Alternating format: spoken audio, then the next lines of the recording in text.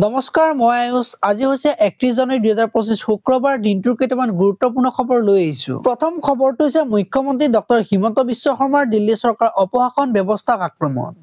সভাত ভাষণ দি ডক্টৰ শৰ্মাই বাংলাদেশৰ শেহতীয়া অস্থিৰতাৰ পটভূমিত বাংলাদেশী অনুপ্ৰৱেশৰ ফলত সৃষ্টি হোৱা ভাবুকিৰ পৰা ভাৰতক সুৰক্ষিত কৰাৰ প্ৰয়োজনীয়তা আৰু তাৰ জৰিয়তে নিৰ্যাতিত সংখ্যালঘুসকলক নাগৰিকত্ব প্ৰদানৰ বিজেপিৰ দূৰদৰ্শী নীতিগত প্ৰচেষ্টাৰ বিষয়ে কয়। পৰৱৰ্তী খবৰটো হৈছে কুম্ভ মেলাৰ পৰা বলিউডলৈ মহাকুম্ভলৈ আহি ভাগ্য সলনি হ'ল মনালিছাৰ। অভিনয় জগতত প্ৰথমটো খোজ দিব ভাইৰেল গাৰ্ল মনালিছাই বলিউডৰ প্ৰথমখন চিনেমাৰ বাবে চহী কৰিলে মনালিছাই। পৰৱৰ্তী খবৰটো হৈছে অসমৰ বিৰুদ্ধে বৃহৎ স্ক'ৰ সৌৰাষ্ট্ৰৰ হাৰ্দিক দেখাৰ অনবদ্য শতক। ঘৰৰ মাটিত খেলিবলৈ পোৱা সুযোগৰ সদ্ব্যৱহাৰ কৰিছে সৌৰাষ্ট্ৰই। বৃহস্পতিবাৰৰ পৰা আৰম্ভ হোৱা ৰঞ্জী ট্ৰফীৰ গুৰুত্বপূৰ্ণ এখন মেচত অসমৰ বিৰুদ্ধে বৃহৎ স্ক'ৰ থিয় কৰাইছে ঘৰুৱা দলটোৱে। পৰৱৰ্তী খবৰটো হৈছে অসমৰ উন্নয়নৰ কথা কোৱা হিমন্ত বিশ্ব শৰ্মাক উভতি ধৰিছে আম আদমি পাৰ্টিয়ে। আপৰ ৰাষ্ট্ৰীয় যুটীয়া সম্পাদক ডাক্তৰ ভৱেন চৌধুৰীয়ে আপৰ শাসনকালত দিল্লীৰ বিকাশ দেখা নোপোৱা হিমন্ত বিশ্ব শৰ্মাক দিল্লীত গৈ ৰাজধানীখনৰ বিশ্বমানৰ চৰকাৰী স্কুল, চিকিৎসালয়, বিনামূলীয়া বাছ, বিজুলী, খোৱা পানীৰ সুবিধাবোৰ প্ৰত্যক্ষ কৰি আহিবলৈ আহ্বান জনায়। পৰৱৰ্তী খবৰটো হৈছে CRPFৰ সঞ্চালক প্ৰধানৰূপে দায়িত্ব গ্ৰহণ প্ৰাক্তন DGP জিপি সিঙৰ। পৰৱৰ্তী খবৰটো হৈছে পদবিস্তৰ ঘটনাৰ পাছতেই গা লৰিল চৰকাৰ। মহাকুম্ভৰ ব্যৱস্থাপনাত ব্যাপক সালসলনি। যেনে এক বৃহৎ অঘটনৰ বাবে ৰৈ আছিল আদিত্যনাথৰ চৰকাৰ। পদবিস্তৰ ঘটনাৰ পাছতে মহাকুম্ভ মেলাৰ ব্যৱস্থাপনাত বহু সালসলনি। এতিয়াৰে পৰা মেলাস্থলীত কোনেও নাপাব বিশেষ সুবিধা।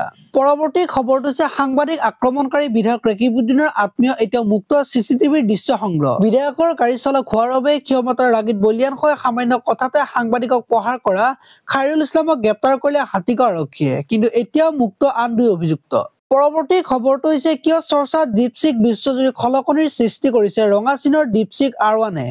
প্ৰযুক্তিৰ ক্ষেত্ৰত অতি আগবঢ়া চীনৰ এই দীপশিক R1-এ আত্মপ্ৰকাশ কৰি বিশ্বৰ প্ৰযুক্তিৰ জগতখনৰ হাহাকাৰ লগাইছে। পৰৱৰ্তী খবৰটো হৈছে 10,200 কোটিৰ দুই অস্ত্ৰ চুক্তিৰ অনুমোদন CCSৰ। প্ৰধানমন্ত্ৰী নৰেন্দ্ৰ মোদীৰ নেতৃত্বাধীন কেবিনেট কমিটি অন ছিকিউৰিটিয়ে বুধবাৰে প্ৰায় 10,200 কোটি টকাৰ দুটা প্ৰধান অস্ত্ৰ চুক্তিত অনুমোদন জনাইছে। পৰৱৰ্তী খবৰটো হৈছে মহাকুম্ভৰ পদবিষ্ট ঘটনাক লৈ দুখ প্ৰকাশ প্ৰধানমন্ত্ৰী মোদী। প্ৰধানমন্ত্ৰী নৰেন্দ্ৰ মোদীয়ে এক্সৰ জৰিয়তে সমগ্ৰ ঘটনাক লৈ দুখ প্ৰকাশ কৰে। তেওঁ কয় যে এয়া অতি দুখজনক। প্ৰিয়জনক হেৰুওৱা ভক্তসকলৰ প্ৰতি মোৰ গভীৰ সমবেদনা থাকিল আৰু ভুক্তভোগীসকলক সকলো ধৰণে সহায় কৰাত নিয়োজিত হৈ আছে স্থানীয় প্ৰশাসন। পৰৱৰ্তী খবৰটো হৈছে বাজেটত ডাঙৰ ঘোষণাৰ সম্ভাৱনা, পেঞ্চনৰ টকা হ'ব পাৰে দুগুণ। এই বিষয়টোক লৈ শেষ পৰ্যায়ত কাম চলিছে। ইয়াক লৈ কেন্দ্ৰীয় চৰকাৰ প্ৰায় সহমত হৈছে। পৰৱৰ্তী খবৰটো হৈছে অসম চৰকাৰৰ কৰ্মচাৰীৰ বাবে গুৰুত্বপূৰ্ণ খবৰ। পাৰস্পৰিক বদলিৰ ক্ষেত্ৰত SOP জাৰি ৰাজ্য চৰকাৰৰ।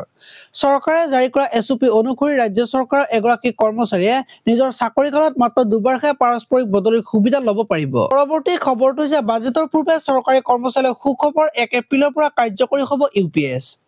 ইউনিফাইড পেঞ্চন আঁচনিখন pension fund regulatory and development অথৰিটিৰ দ্বাৰা পৰিচালিত হ'ব।